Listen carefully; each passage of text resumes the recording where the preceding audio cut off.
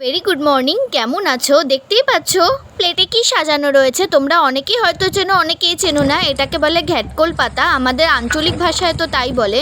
একটা জিনিসের অনেক রকম নাম থাকে, তোমরা জানিও তোমাদের জায়গায় কি বলে ডাকে। আমাদের এখানে তো ঘ্যাটকোল বলে। চলো আজকে সেই রেসিপিটা তোমাদের সাথে শেয়ার করি। অবশ্যই তোমরা খাবে।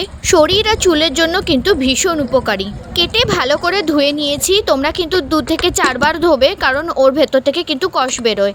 তারপর প্রেশার কুকারে নিয়ে আমি 3টে সিটি দিয়ে নামিয়ে নিয়েছি। তারপর একটা গ্রাইন্ডারের মধ্যে সেই সেদ্ধ করা ঘ্যাটকোল পাতা, তার মধ্যে রসুন কুচি, স্বাদ মতো লঙ্কা আর একটু কালো জিরে, তোমরা চাইলে কিন্তু পেঁয়াজ বাটাও দিতে পারো।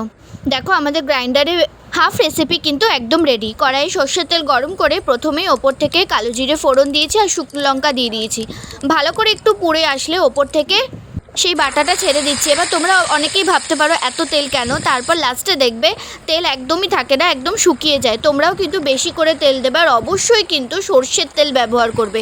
একদম ইজি রেসিপি, দেখতেই পাচ্ছ খুব কম সময়ে হয়ে গেছে। যারা আমার চ্যানেল নতুন প্লিজ একটা সাবস্ক্রাইব করে দাও আর লাইক করে দাও। ভিডিওটা যদি পছন্দ হয় আমাকে কমেন্ট করে জানো তোমাদের রেসিপিটা কেমন লাগলো। নাড়তে নাড়তে ওপর থেকে নুন, হলুদ আর সামান্য চিনি দিয়েছি। খেতে কিন্তু অসাধারণ হয়েছে। তোমরা প্লিজ বাড়িতে ট্রাই করো।